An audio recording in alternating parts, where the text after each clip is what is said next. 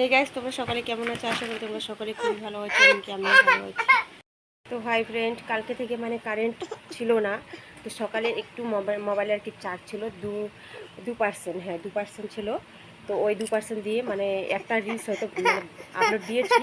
তারপর থেকে ভিডিও কোনো দিতে পারিনি আমি। এই যে এখন বিকেল 5:30 বাজে, তো এখন আসছে কারেন্ট, ঠিক আছে? এখন কারেন্ট আসছে, তো এখন আমি ভিডিও শ্যুট করব কখন আর আপলোড দেবো কখন, তাই ভাবতেছি যে আজকে মানে একদম দিনটা একদম বিফলে গেল।